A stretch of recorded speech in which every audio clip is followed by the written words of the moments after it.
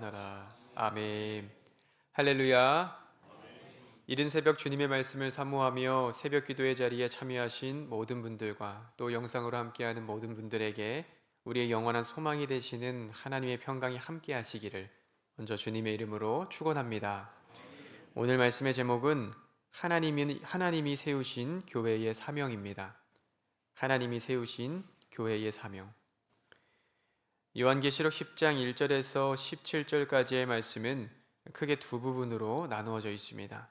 먼저 1절에서 7절은 봉인이 떼진 두루마리를 들고 있는 힘센 천사이고 8절에서 11절까지는 요한에게 임하는 하나님의 명령입니다.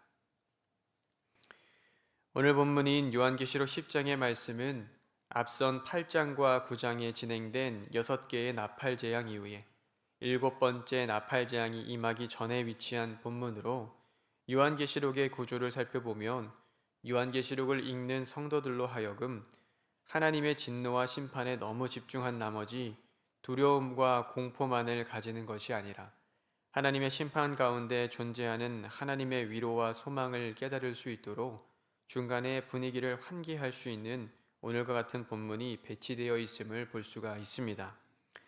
앞서 7봉인의 재앙 중에서도 6번째 인을 뗀 후에 7번째 인을 떼기 전의 내용이 기록된 요한계시록 7장에서는 이마에 하나님의 인을 받은 하나님의 백성 14만 4천 명을 구원하시겠다는 하나님의 계획을 통해서 하나님께서 주시는 위로와 소망을 전해주고 있었습니다.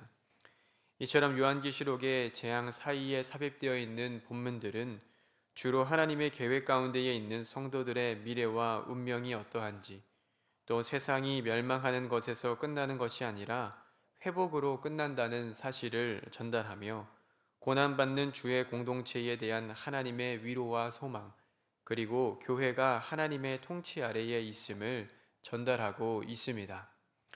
오늘 본문인 요한계시록 10장은 6번째 나팔 재앙 이후에 요한이 목격한 환상으로 시작됩니다.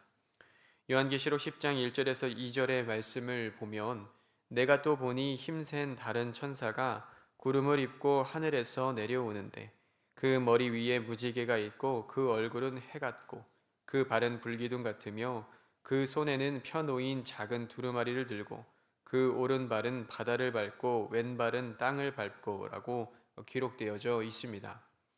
성경학자들은 여기서 등장하는 힘센 천사가 요한계시록 5장 2절에 기록된 천사와 동일한 존재로 해석하고는 하는데 요한계시록 5장 2절에서 3절의 말씀을 살펴보면 또 봄에 힘있는 천사가 큰 음성으로 외치기를 누가 그 두루마리를 펴며 그 인을 떼기에 합당하냐 하나 하늘 위에나 땅 위에나 땅 아래에 능히 그 두루마리를 펴거나 보거나 할 자가 없더라라고 기록되어 있습니다.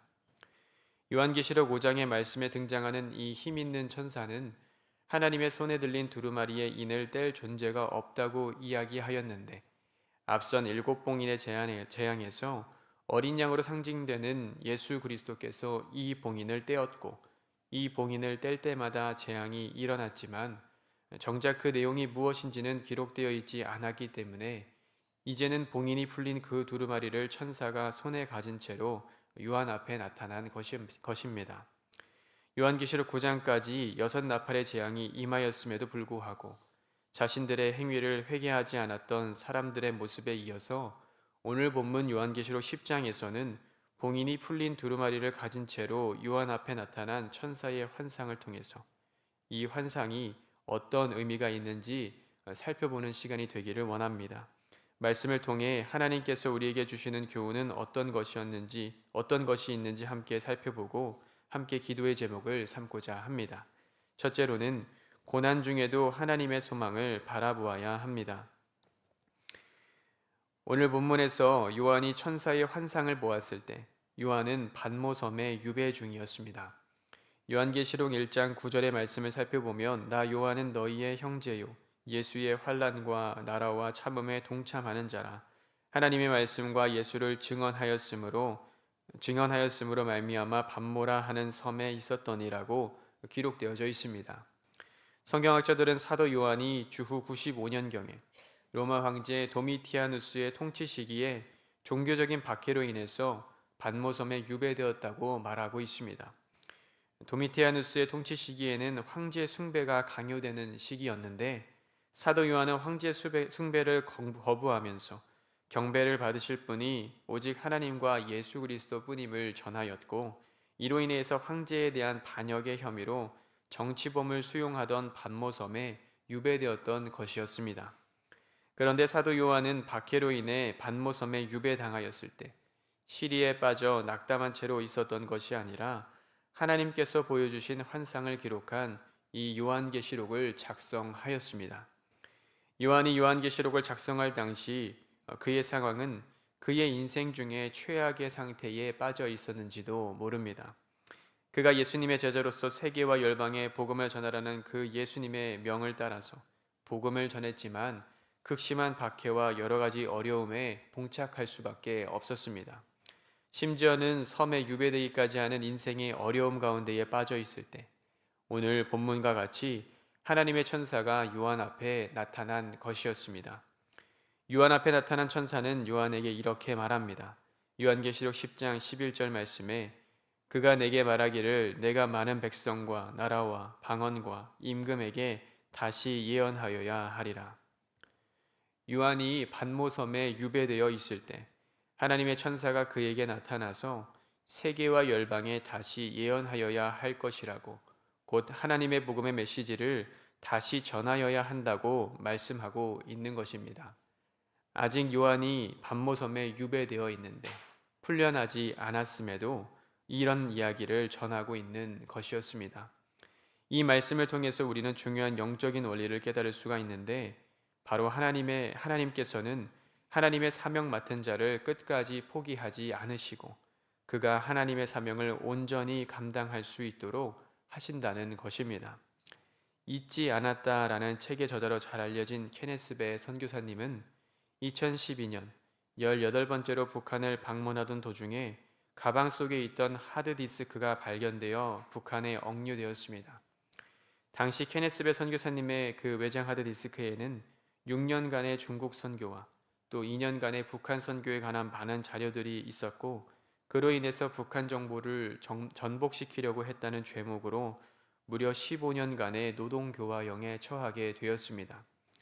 고된 노동으로 인해서 체중은 27kg나 줄어들게 되었고 영양실조로 병원을 오가기도 하였습니다. 이런 생활을 15년을 해야 한다는 생각에 막막했기도 했지만 이 케네스 베 선교사는 노동교화소와 병원을 오가는 길을 기회로 삼아서 자신이 북한 사람들이 보게 될 처음이자 마지막 크리스천이라는 생각으로 그들을 선교하는 것을 멈추지 않았습니다. 그러던 중 하나님께서 자, 때가 되었다. 이제 내가 너를 집으로 데려갈 것이다 라는 응답을 받게 되었고 735일간의 억류 생활을 마치고 특별 사만을 받아서 풀려나게 되었습니다. 케네스 베 선교사는 자신의 책 잊지 않았다의 마지막 부분에서 하나님은 한 번도 나를 잊으신 적이 없었다. 여전히 그분이 모든 것을 주관하고 계셨다. 그분은 분명한 계획을 세워놓고 계셨고 그 계획을 그분의 시간표대로 아름답게 이루어내셨다라고 고백하였습니다.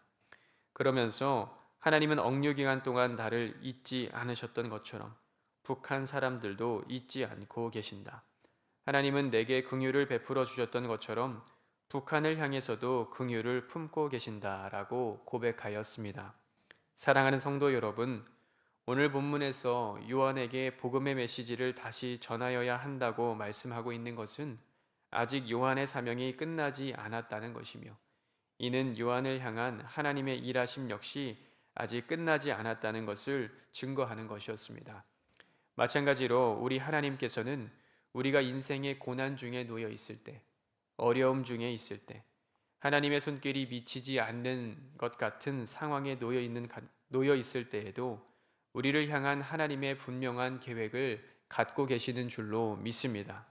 그러기에 고난 중에도 낙심하지 아니하고 하나님의 계획을 믿으며 하나님의 소망을 품고 나아가게 될 때에 하나님께서는 우리를 회복시키시고 다시금 하나님의 사명을 능히 감당할 수 있도록 우리의 걸음을 인도해 주시는 줄로 믿습니다.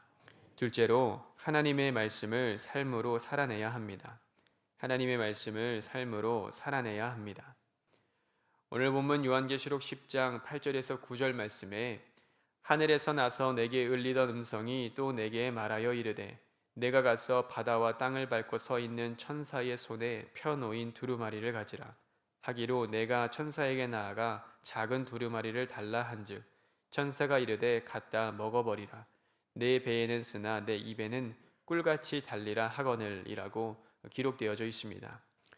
오늘 본문 말씀에 등장하는 천사는 예수 그리스도께서 봉인을 떼신 두루마리를 가지고 있었는데 사도 요한은 이 두루마리를 가지라는 하늘의 음성을 따라서 천사에게 이 두루마리를 달라고 말하였습니다. 그런데 천사가 이것을 먹어버리라고 말하면서 내 배에는 쓰나 내 입에는 꿀같이 달리라 라고 말씀하였습니다. 요한계시록 5장의 말씀을 살펴보면 이 두루마리는 하나님께서 갖고 계셨던 것인데 예수님께서 그 두루마리를 취하셨고 직접 두루마리의 7개의 봉인을 떼신 하나님의 두루마리입니다. 그러기에 오늘날의 성경학자들은 이 두루마리를 하나님의 말씀으로 해석하고는 하는데 오늘 본문에서는 이 말씀을 먹어버리라고 이야기하고 있는 것입니다. 우리가 무언가를 먹게 되면 그 먹은 것이 우리 몸속에 들어가 소화되는 것처럼 말씀을 먹는다고 하는 것은 말씀을 내 것으로 만드는 것, 곧 그 말씀을 삶으로 살아내야 함을 의미하는 것입니다. 그런데 오늘 본문에는 이 말씀이 배에는 쓰지만 입에는 꿀과 같이 달다고 말씀하고 있습니다. 말씀이 배에 쓰다는 것은 어떤 의미가 있을까요? 성경에는 배에 관한 다양한 표현들이 기록되어 있는데 먼저 로마서 16장 18절 말씀을 보면 이 같은 자들은 우리 주 예수 그리스도를 섬기지 아니하고 다만 자기들의 배만 섬기나니 교활한 말과 아첨하는 말로 순진한 자들의 마음을 미혹하느니라 라고 기록되어 있는 것처럼 인간적인 욕망이나 탐욕을 표현하기도 하고 또 요한복음 7장 38절에 나를 믿는 자는 성경의 이름과 같이 그 배에서 생수의 강이 흘러나오리라 라는 말씀과 같이 사람의 가장 깊은 내면, 영혼의 중심을 의미하기도 합니다.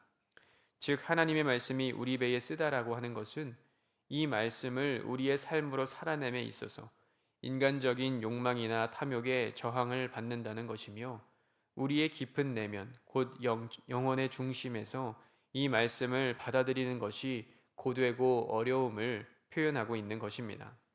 사랑하는 성도 여러분, 우리 삶에서 하나님의 말씀을 살아내는데 어려움이 있지만 그럼에도 불구하고 우리가 말씀대로 살아낼 수 있는 것은 그 말씀이 우리 입에는 꿀과 같이 달기 때문인 줄로 믿습니다. 시편 119편 103절의 말씀을 보면 주의 말씀의 맛이 어찌 내게 그리 단지요 내 입에 꿀보다 더 다니이다 라고 기록되어 있습니다. 우리가 말씀을 살아낼 수 있는 것은 비록 그 말씀을 살아내는 과정에서 우리의 삶이 고되고 힘들지는 모르지만 결국에 그 말씀의 맛이 우리에게는 꿀송이보다도 더 달기 때문이며 우리가 말씀을 삶으로 살아내게 될 때에 하나님의 말씀으로 인한 충만한 기쁨이 우리에게 있게 되기 때문인 줄로 믿습니다. 끝으로 하나님의 복음을 세상에 증거해야 합니다. 하나님의 복음을 세상에 증거해야 합니다. 우리가 잘 알고 있는 요나서의 말씀을 살펴보면 하나님께서는 요나에게 이스라엘의 적인 아수르의 수도 니느웨로 가서 회개의 복음을 전하라고 말씀하셨습니다. 그러나 요나는 이스라엘을 정복하고 영토를 확장하는 아수르, 그 수도인 니느웨가 하나님의 심판을 받아서 멸망하기를 바랬습니다. 그래서 요나는 하나님의 말씀에 순종하지 아니하고 다시스로 가는 배에 올랐지만 하나님께서는 큰 풍랑을 일으키심으로 물고기 뱃속에서 3일을 지내며 회개하였고 니느웨로 가서 하나님의 메시지를 전하게 되었습니다. 그런데 요나서 3장 3절에서 4절의 말씀을 살펴보면 요나가 여호와의 말씀대로 일어나서 니느웨로 가니라. 니느웨는 사흘 동안 걸을 만큼 하나님 앞에 큰 성읍이더라. 요나가 그 성읍에 들어가서 하루 동안 다니며 외쳐 이르되 40일이 지나면 니느웨가 무너지리라 하였더니라고 기록되어 있습니다. 하나님께서 요나에게 니느웨에 하나님의 말씀을 전하라고 하셨는데 3일을 걸어야 그 성읍을 다 돌 수 있었음에도 불구하고 요나는 하루 동안만 하나님의 메시지를 전하였고 그마저도 40일이 지나면 니느웨가 무너지리라 라는 아주 단순한 내용으로 그 메시지를 전달하였습니다. 그런데 요나 3장 5절에서 6절의 말씀을 살펴보면 니느웨 사람들이 하나님을 믿고 금식을 선포하고 높고 낮은 자를 막론하고 굵은 배 옷을 입는지라. 그 일이 니느웨 왕에게 들림에 왕이 보좌에서 일어나 왕복을 벗고 굵은 배 옷을 입고 제 위에 앉으니라 라고 증거하고 있습니다. 니느웨의 사람들이 하나님을 믿고 금식을 선포하고 지위가 높은 사람이나 낮은 사람이나 굵은 베옷을 입고 회개하며 심지어는 니느웨의 왕까지 회개하고 돌이켰던 것입니다. 니느웨가 회개한 것을 보고 성이 난 요나에게 하나님께서는 요나 4장 11절 말씀에 이 큰 성읍 니느웨에는 좌우를 분별하지 못하는 자가 12만여 명이요 가축도 많이 있나니 내가 어찌 아끼지 아니하겠느냐라고 말씀하셨습니다. 비록 하나님의 백성들의 대적인 아수르였지만 그들이 회개하고 돌이키면 그들을 용서하실 만큼 그들을 아끼고 사랑하셨기 때문에 요나에게 니느웨로 가서 복음을 전하라고 하셨던 것이었습니다. 마찬가지로 하나님께서는 유배 중에 있는 사도 요한을 다시금 세우셔서 하나님의 일을 감당하게 하시려는 하나님의 계획을 갖고 계셨는데 그것은 다름 아닌 하나님의 복음을 세상에 증거하는 일이었습니다. 오늘 본문 요한계시록 10장 11절 말씀에 그가 내게 말하기를 내가 많은 백성과 나라와 방언과 임금에게 다시 예언하여야 하리라 라고 기록되어 있습니다. 앞선 6개의 나팔 재앙에서도 7봉인의 재앙에서도 심판의 주권을 갖고 계신 하나님께서는 이 세상을 심판하시고 재앙을 내리시지만 하나님이 본질적으로 원하시는 것은 그들이 자신들의 죄를 돌이켜서 잘못을 뉘우치고 회개함으로 하나님께로 돌아오는 것이었습니다.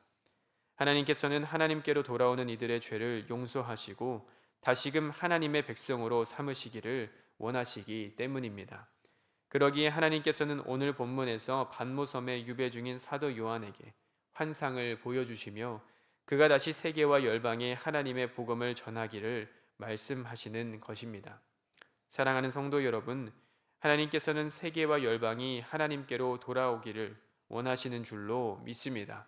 그러기에 하나님께서는 오늘 우리에게도 그 사명을 맡겨 주십니다. 마태복음 28장 19절에서 20절 말씀에 그러므로 너희는 가서 모든 민족을 제자로 삼아 아버지와 아들과 성령의 이름으로 세례를 베풀고 내가 너희에게 분부한 모든 것을 가르쳐 지키게 하라. 볼지어다 내가 세상 끝날까지 너희와 항상 함께 있으리라. 하나님께서 세우신 교회의 사명을 따라서 고난 중에도 하나님께 소망을 두고 세계와 열방에 하나님의 복음을 전하며 하나님의 말씀을 삶으로 살아내게 될 때에 하나님께서 주시는 참된 기쁨과 평안이 우리에게 있을 줄로 믿습니다. 이런 믿음 가지고 오늘 하루도 하나님과 함께 동행하는 복된 삶을 살아가는 저와 여러분이 되시기를 주님의 이름으로 축원합니다. 기도하겠습니다. 거룩하신 하나님, 이른 새벽 저희를 주의 전으로 불러주시고 생명의 말씀 주심에 감사합니다. 환난과 핍박 가운데에서도 오직 하나님께만 소망을 두며 고난을 이기는 삶을 살아가게 하여 주시옵소서. 꿀송이보다도 더 단 하나님의 말씀을 따라 살아가게 하시며 매일의 삶 가운데에 하나님이 우리에게 주신 사명을 따라 살아가게 하여 주시고 그때에 하나님이 주시는 놀라운 축복을 경험하는 우리의 삶이 되게 하여 주시옵소서. 이 시간 간절한 기도의 제목과 함께 하나님 앞에 드린 귀한 예물들이 있습니다. 하나님 나라를 위하여서 귀하게 사용하여 주옵시고 간절한 마음으로 기도하는 모든 기도의 제목들이 하나님 나라에 상달되어서 하나님의 때에 응답되게 하여 주시옵소서. 이른 새벽 하나님의 전에 나와 기도하는 모든 기도의 제목들을 들어주시고 주님께 기도하는 가운데에 하나님의 뜻을 깨닫는 은혜가 있게 하여 주시옵소서. 예수님의 이름으로 기도하옵나이다. 아멘.